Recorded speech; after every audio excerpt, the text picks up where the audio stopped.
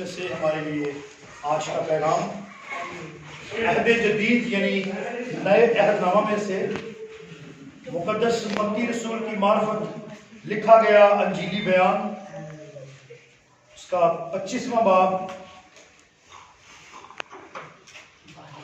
اور اس کی 34ویں آیت سے پڑھنا شروع کریں گے، 36ویں آیت تک پڑھیں گے۔ کلام خدا میں یوں لکھا ہے: اس وقت بادشاہ اپنی دہنی طرف والوں سے کہے گا، آؤ میرے باپ کے مبارک لوگوں، جو بادشاہی برائے عالم سے تمہارے لیے تیار کی گئی ہے، اسے میراث میں لو، کیونکہ میں بھوکا تھا تم نے مجھے کھانا کھلایا، میں پیاسا تھا تم نے مجھے پانی پلایا، میں پردیسی تھا تم نے مجھے اپنے گھر میں اتارا، ننگا تھا تم نے مجھے کپڑا پہنایا، بیمار تھا تم نے میری خبر لی، قید میں تھا تم میرے پاس آئے۔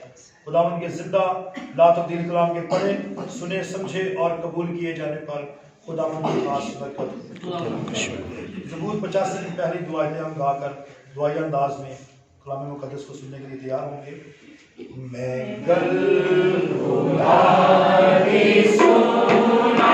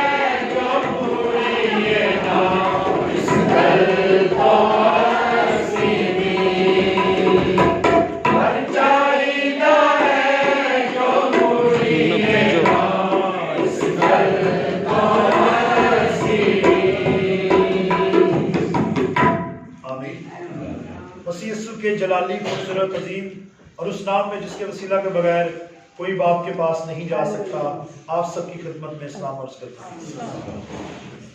میرے عزیزو، آج جو حوالہ میں نے آپ کے سامنے کلام اقدس میں سے پڑھا ہے، مقدس متی رسول کی معرفت، یہ پیغام، یہ باتیں ہم تک پہنچی ہیں، اور مقدس متی یسوع مسیح کے چننے سے پہلے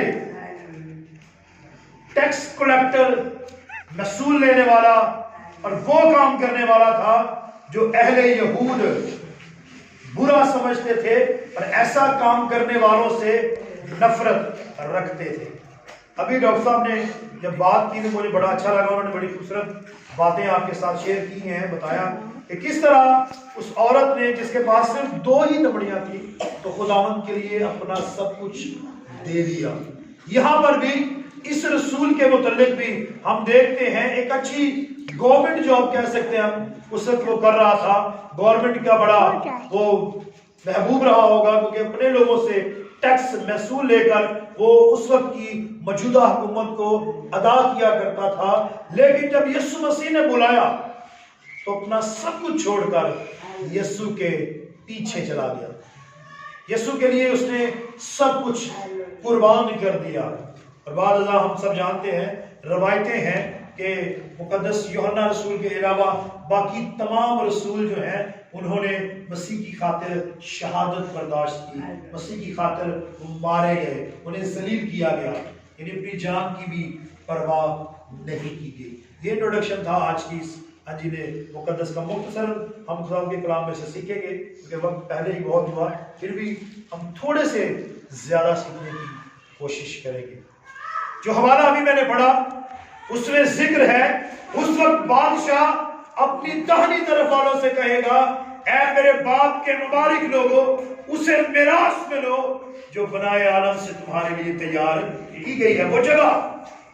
لیکن کیوں، وجہ کیا رہی ہوگی، کیوں انہیں وہ جگہ دی جا رہی ہے، کیوں انہیں وہ مقام دیا جا رہا ہے جس کا بادشاہ یہاں ذکر کر رہا ہے؟ اور بادشاہ یعنی خدائے ذوالجلال، خدا کی بات کی جا رہی ہے۔ خدا اپنے لوگوں سے کہے گا، جیسا کہ آج بھائی ندیم کو خداوند نے یہ توفیق بخشی کہ وہ اپنی کمائی سے اپنے دوسرے بہن بھائیوں کے لیے وہ تحفے طوائف کا انتظام کرتے ہیں، تحفوں کا انتظام کر رہے ہیں۔ ہم اسے خراب نہیں کہہ سکتے، لیکن یہ ایک اچھا قدم ہے۔ لیکن کیسے ہم خداوند کو خوش کر سکتے ہیں؟ کیسے خداوند ان سے کہے گا؟ کیوں کہے گا؟ کیونکہ لکھا ہے میں بھوکا تھا تم نے مجھے کھانا کھلایا، ننگا تھا مجھے کپڑا پہنایا، بیمار تھا میری خبر لی، قید میں تھا تو مجھے ملنے آیا، میرے پاس آیا، میں پیاسا تھا تو نے مجھے پانی پلایا۔ تو خداوند کے لوگ کہیں گے کہ خداوند کب تو بھوکا تھا، کب تو پیاسا تھا، کب تو ننگا تھا، کب تو بیمار تھا، کب تو قید میں تھا، جب ہم تیرے ساتھ یہ سب کچھ کرنے والے بنے۔ بائبل مقدس میں لکھا ہے خدا کہے گا جب تم نے اپنے ساتھ والوں سے چھوٹے سے چھوٹے کسی کے ساتھ بھی یہ سلوک کیا، گویا میرے ساتھ کیا۔ یعنی ہم بہت کچھ کرتے ہیں، بہت سارے کام اس دنیا میں رہتے ہوئے کرتے ہیں، ہدیہ جات دیتے ہیں، سارے کام جو کلیسیائی یا خدا کی طرف سے ٹھہرائے ہوتے ہیں ہم ضرور کرتے ہیں۔ لیکن میرے عزیزو یاد رکھیے یہ خدا کو سب سے پسندیدہ کام ہے جب ہم دوسرے کی مدد کرتے ہیں کسی بھی صورت میں۔ ضروری نہیں ہم نے جتنی ہماری بساط ہے، جتنی ہمارے پاس ہوگا ہم اتنا ہی کریں گے۔ اگر ہمارے پاس زیادہ ہوگا، ہم خدا کی راہ پر لگانے والے ہیں تو ہم زیادہ لگائیں گے۔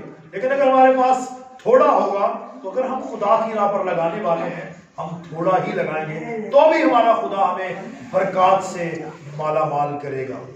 ہم سن رہے ہیں، ہم نے بھی پڑھا سنا بائبل میں خداوند جب ہم دوسروں کے ساتھ ایسا کرتے ہیں تو گویا ہم خدا کے ساتھ ایسا کرتے ہیں۔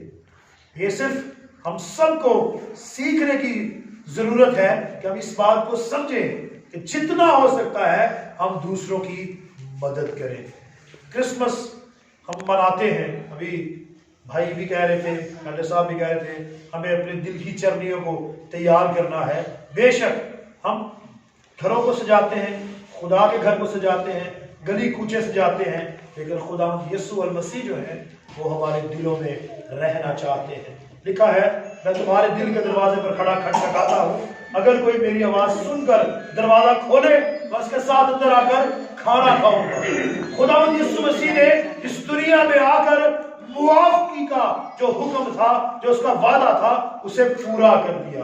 جو عدن میں وعدہ کیا گیا تھا، جو عدن میں ہمیں نجات دہندہ دینے کا وعدہ کیا گیا تھا، وہ وعدہ کرسمس پر پورا ہو جاتا ہے۔ اور خدا بھی انسان کو معاف کرتا ہے کیونکہ انسان نے گناہ کیا اور خدا کی بادشاہ سے باہر نکال دیا گیا۔ لیکن جب یسوع مسیح دنیا میں مولود ہو کر مجسم ہو کر آئے، پیدائش جسے ہم کہتے ہیں، جب وہ مجسم ہو کر آئے تو دراصل خدا نے دنیا کو معاف کر دیا۔ کیونکہ بائبل میں لکھا ہے خدا نے دنیا سے ایسی محبت رکھی کہ اپنا اکلوتا بیٹا بخش دیا تاکہ جو بھی اس پر ایمان لائے ہلاک نہ ہو بلکہ ہمیشہ کی زندگی، ہمیشہ کی زندگی خداوند یسوع مسیح کے پاس ہے۔ ہم خدا کو خوش کرنے کی کوششیں کرتے ہیں، بہت سارے ایسے کام کرتے ہیں کہ ہمارا خدا ہم سے خوش ہو جائے۔ لیکن آج کے کام کے وسیلہ سے میں آپ سے یہ بات شیئر کرنا چاہتا ہوں کہ خدا کو پسند آنے والی بہت ساری باتوں میں یہ بہت خوبصورت بات ہے جب ہم دوسروں کی مدد کرتے ہیں، دوسروں کو اپنے پاس جو ہے جب ہم اسے بانٹ۔ بائبل میں لکھا ہے جس کے پاس 2 کرتے ہوں ایک اس کو دے دے جس کے پاس نہیں ہے۔ لیکن ہم آج کے دور میں ایسا نہیں کرتے۔ بائبل مقدس میں لکھا ہے اپنا مال زمین پر نہیں بلکہ آسمان پر جمع کرو کیونکہ جہاں تیرا مال ہے وہاں تیرا دل بھی لگا رہے گا۔ لیکن ہم اس دنیا میں ہی مال جمع کرنے کی کوشش کرتے ہیں اور اسی دنیا میں اسی لیے ہمارا دل بھی لگا رہتا ہے۔ اگر ہم واقعی میں خداوند سے محبت رکھیں، اس کے احکامات کو سمجھیں، ہم آسمان پر اپنا مال جمع کریں، ہمارا دل بھی اس دنیا میں نہیں بلکہ آسمان کی طرف لگے گا، اور ہم ہر وقت تیار ہوں گے یسوع مسیح کے پاس جانے کے لیے۔ مقدس پالوس کہتے ہیں میں اچھی کشتی لڑ چکا، میں نے دوڑ کو ختم کر لیا، میں نے ایمان کو محفوظ رکھا۔ اس کا مطلب وہ کہتا ہے کہ میں چلا بھی جاؤں، ایک جگہ وہ کہتا ہے میرا دل کرتا ہے میں کوچ کر کے خدا کے پاس چلا جاؤں۔ کیوں؟ کیونکہ وہ جانتا ہے کہ میں کہاں جاؤں گا، یسوع کے قدموں میں، یسوع مسیح کے پاس جاؤں گا۔ کیونکہ ہمارا منجی کہتا ہے میں جاتا ہوں اور تمہارے لیے جگہ تیار کرتا ہوں، میرے باپ کے گھر میں بہت سے مکان ہیں، اگر نہ ہوتے تو میں تم سے جہاں میں ہوں گا وہیں میرے لوگ بھی ہوں گے۔ اگر ہم بھی خدا یسوع مسیح کی طرح دینا سیکھیں گے، بائبل کی بات ہے دیا کرو تاکہ تمہیں بھی یہ گیت بھی ہم بڑا گاتے ہیں، بڑا مشہور زمانہ گیت ہے، دیا کرو دینا اس کو دینا لینے سے مبارک ہے۔ مبارک یہ کام ہے جب ہم دینا سیکھتے ہیں۔ ہمارے منجی نے، ہمارے خدا نے ہمیں دینا سکھایا ہے، کیونکہ یسوع مسیح نے تو ہم سے اتنی محبت رکھی اور اس قدر دینے کی مثال قائم کر دی کہ اپنی جان ہی ہمارے لیے دے دی، اور تب دی جب ہم گناہ گار تھے۔ بائبل میں لکھا ہے خدا نے، کیونکہ بائبل خدا کے مطابق خدا کو وہ دیکھ سکتا ہے جو پاک ہو، اس پاکیزگی کے طالب رہو جس کے بغیر کوئی خدا کو، کوئی باپ کو نہیں دیکھ سکتا۔ تو بھی خدا ہم سے ایسی محبت رکھتا ہے۔ مقدس پالوس فرماتے ہیں جب ہم گناہ گار ہی تھے مسیح ہماری خاطر ہوا۔ آپ سے محبت کی انتہا خدا کرتا ہے، اپنا اکلوتا بیٹا بخشتا ہے، پھر اکلوتا بیٹا ہمارے ساتھ ایسی محبت کرتا ہے کہ موت بلکہ لعنتی صلیبی موت برداشت کرتا ہے تاکہ ہم ہمیشہ کی زندگی پائیں۔ سو میرے عزیزو، آج کا کلام ہم چاہیں تو اس سے بھی اور کلام کی باتیں نہ ختم ہوتی ہیں، کلام جتنا ہم چاہیں سیکھ سکتے ہیں، لیکن مختصر وقت میں آپ کے پاس جو میں حاصل کلام رکھنا چاہتا ہوں، آپ کے سامنے جو کلام رکھنا چاہتا ہوں، ہم سب کو دینے کی عادت ہونی چاہیے۔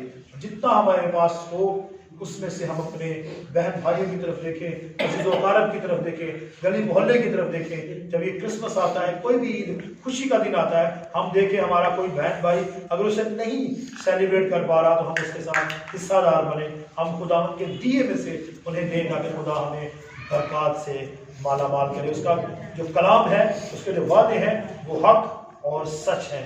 زمین آسمان ٹل جائیں تو ٹل جائیں، لیکن اس کے منہ کی باتیں ہرگز نہ ٹلیں گی۔ جب اس نے کہا کہ دیا کرو تاکہ تمہیں بھی، تو یہ بات ایمان رکھیے کہ ہمیں ضرور دیا جائے گا۔ ہم سب اپنے سروں کو جھکائیں گے، خدا کو محسوس کریں گے اور دعا کریں گے۔